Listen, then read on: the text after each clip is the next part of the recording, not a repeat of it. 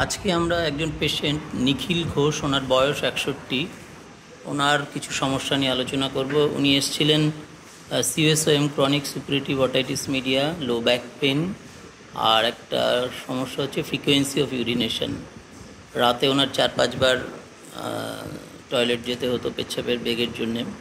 তো প্রথমে আমি কোমরের ব্যথার জন্য ওনাকে রাস্টক্স দিয়েছিলাম। তার ঠিক 12-13 দিন পর আমি ক্রিওজোটের শিফট করি, কেননা ক্রিওজোটের কিছু ইন্ডিকেটিং সিমটম আমি ওনার মধ্যে পেয়েছিলাম। সেটা হচ্ছে মেনলি পেচ্ছাপের একটা স্বপ্ন, ড্রিমস অফ ইউরিন, এবং জল ধরলে বা জলের ব্যবহার করলে পরে ওনার একটা পেচ্ছাপের বেগ আসতো। এবং বহু আগেই ওনার এই যে পেচ্ছাপের স্বপ্নের হিস্ট্রিটা উনি অনেক অল্প বয়সেও ছিল, এই হিস্ট্রিটা উনি দিয়েছিলেন। এবং এটা দেওয়ার পর ওনার এই যে frequency of urination at night 4-5 বারের থেকে কমে 2 বারে চলে এসছে এখন। সম্ভবত এটা বিএইচপির একটা কেস হতে পারে, এখনও ইউএসজি করানো সম্ভব হয়নি ওনার পক্ষে। তো দেখা যাক, ওনার মুখ থেকেই শুনে নেব। নিখিলবাবু, আপনি বলুন আপনার কি সমস্যা ছিল আর এখন কেমন আছেন?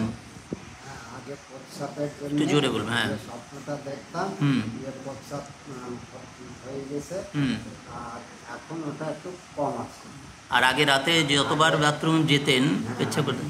ঘুমিয়ে দেখতাম যে এখানে হ্যাঁ, প্রস্রাব করেছি, ওই স্বপ্নটা দেখছি। আগে কতবার পেচ্ছাপ করতেন? রাতে কতবার যেতে হতো? আগে 5-6 বার করতাম, এখন 2 বার হচ্ছে। বেগ মোটামুটি ধরতে পাচ্ছেন।